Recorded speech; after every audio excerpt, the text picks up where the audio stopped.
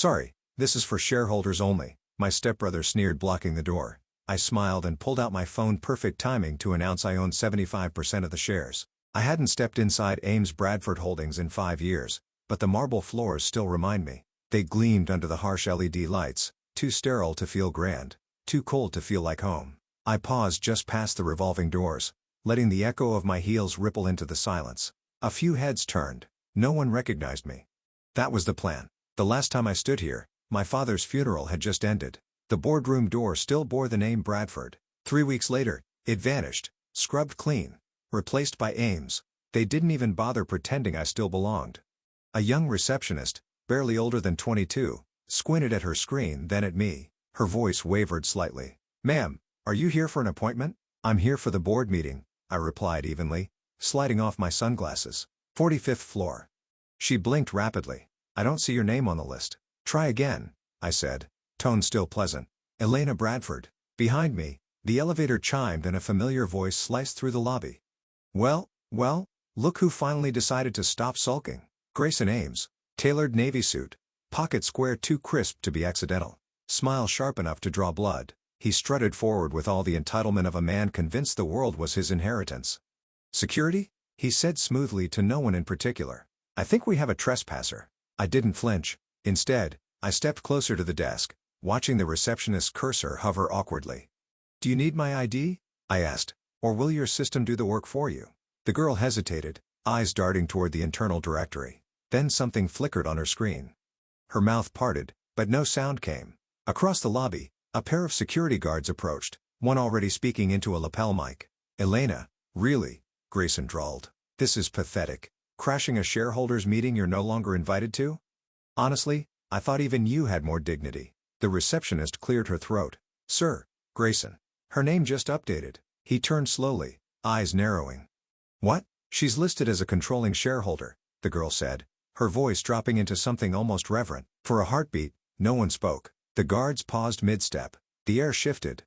Grayson laughed, a short, brittle sound. "That's a glitch. I had IT redo all the permissions last Friday." "No," I said quietly, stepping toward him. "It's not a glitch. But by all means, have someone check." A man in a gray suit lingered near the far wall. Arthur Lang. Still unreadable after all these years. His eyes met mine for half a second. No nod. No signal. Just presence. He remembered. My phone buzzed in my coat pocket. A notification. Bradford Equity Trust access confirmed. I didn't need to show it. Instead, I leaned just slightly closer to Grayson and dropped my voice. "Would you prefer I prove it here or upstairs in front of everyone?" 4 years ago, my name disappeared from the boardroom. Today, it returns in ink they can't erase. The mahogany doors were just as heavy as I remembered. Their brass handles gleamed under the track lighting, but I knew better than to mistake polish for substance. This place had always worn a mask of dignity while bleeding ruthlessness underneath. I paused just outside the boardroom, letting the hush of the corridor settle around me. Muffled voices murmured beyond the doors. Executives trading updates, half-hearted jokes, coffee cups clinking against saucers. They were preparing for another quarterly meeting, unaware that the axis was about to tilt. A chill swept in as Victoria Ames rounded the corner. "Elena," she said, like tasting something sour, "you're not on the agenda." "I'm aware," I replied evenly, "but you'll find my presence quite valid." She stepped in front of the door, lips tight. Her red blazer was immaculate, her heels precise.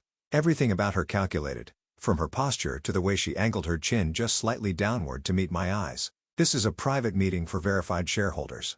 I withdrew a slim envelope from my coat pocket, handing it to her with deliberate calm. "Notarized holding certificate, effective as of this morning. 75.2% voting interest. Consolidated." She ripped it open with more aggression than necessary. As her eyes scanned the document, I caught the flicker. Confusion colliding with fury. "You use shell companies," she whispered as if the legality of it might collapse under volume. "No," I said, letting a faint smile rise. "I used foresight. My attorney simply applied the structure your husband once used to shield his holdings from public exposure." Arthur might remember that setup well. Arthur Lang stood by the entrance, silent as always. His eyes met mine. Just long enough to signal that, yes, he did remember. He had helped my father design it. "Robert never intended to be survived by you?" I cut in gently. "Probably not, but here we are." Grayson emerged from the boardroom, a sheen of sweat on his brow. "Elena," he tried, voice too cheerful. "Surely we can discuss this civilly." "I'm here for the meeting," I said simply. "You can verify with legal." A ripple of tension spread across the room as more board members noticed the standoff. A few shifted in their seats, murmuring to one another. Some whispered my name like it was a rumor that had returned to life. "Besides," I added, taking a step forward, "I believe Mr. Monroe will join us shortly." Victoria's eyes narrowed. Grayson checked his phone with growing urgency. Arthur pushed open the door as if to remind everyone that protocol, no matter how uncomfortable, still mattered. Then, like clockwork, every tablet on the board table buzzed. Heads tilted, fingers tapped. An internal memo marked URGENTLEGAL filled the screens. Subject: Updated voting structure, to Ames Bradford Holdings Board, from Office of General Counsel. Effective immediately per confirmed acquisition filings and registered trustee protocols, Miss Elena Bradford is authorized for majority shareholder representation. Silence, then rustling, then the faint unmistakable creak of power realigning itself. Victoria didn't move. Her fingers tightened around the document in her hand, knuckles pale. I stepped past her, pausing just inside the doorway, letting my gaze sweep across the room. They weren't ready.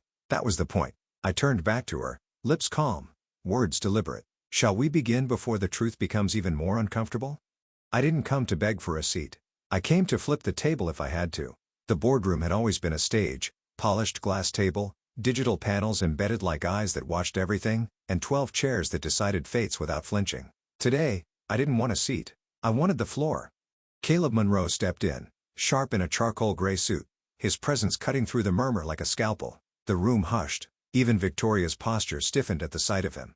"Morning," he greeted with that same calm voice I remembered from childhood when he'd read my father's contracts out loud while I doodled next to the fireplace. "Apologies for the delay. I had to stop by the clerk's office." He set a leather folio on the table and opened it slowly. Thick papers, tabbed and clipped, emerged with the reverence of something lethal. "Let's begin," I said, stepping forward. I reached into my coat and placed a slim tablet onto the table. One tap, and the room lights dimmed just enough for the projection to cast cleanly on the central screen.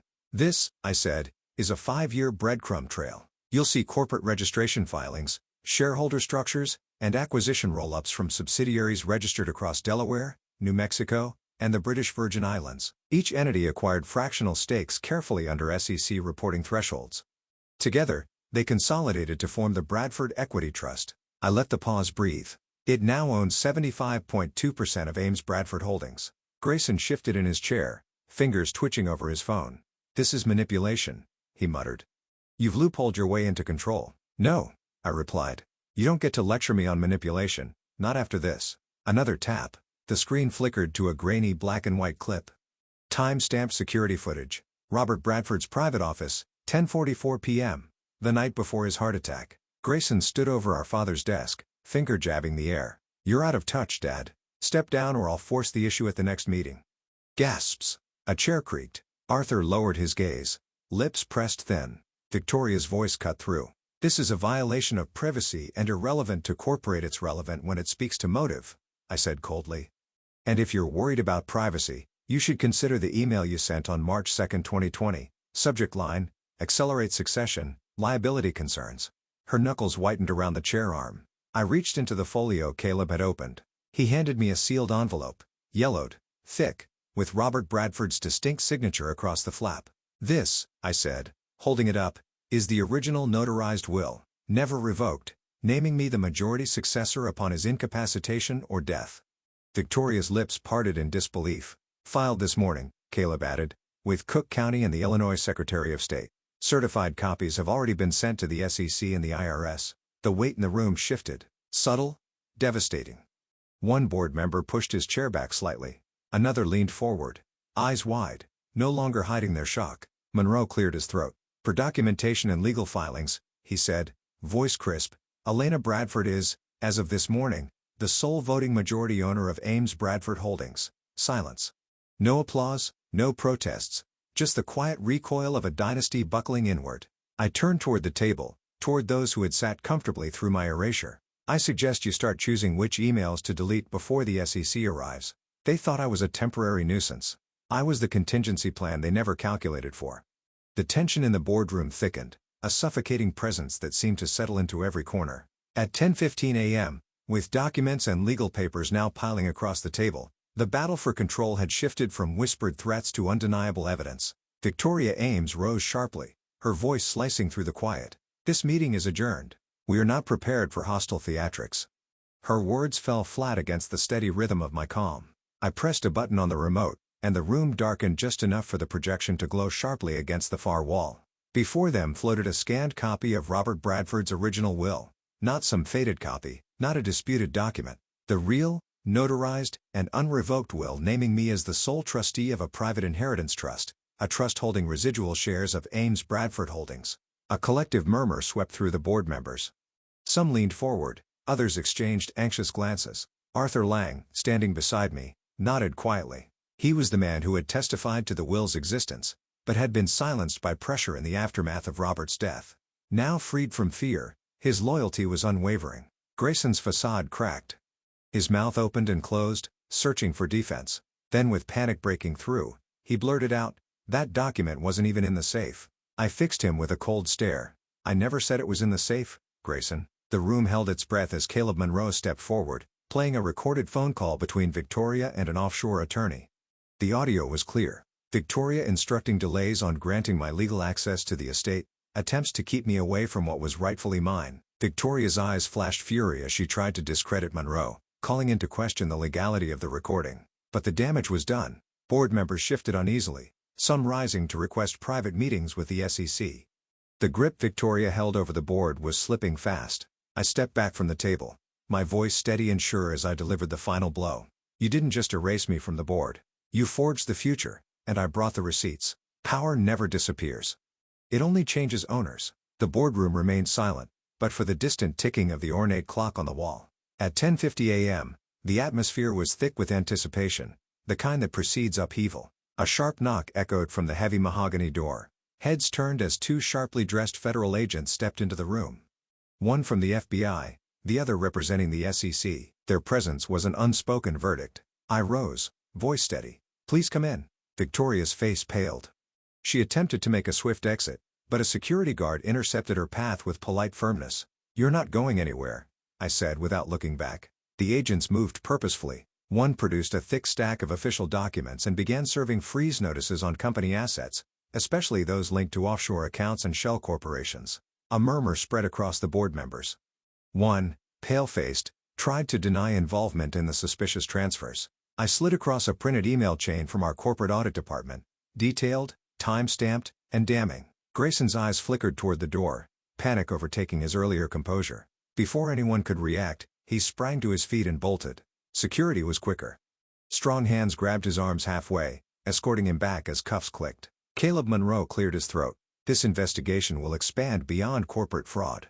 Estate fraud and share manipulation are now under federal scrutiny." Victoria sank into her chair, trembling.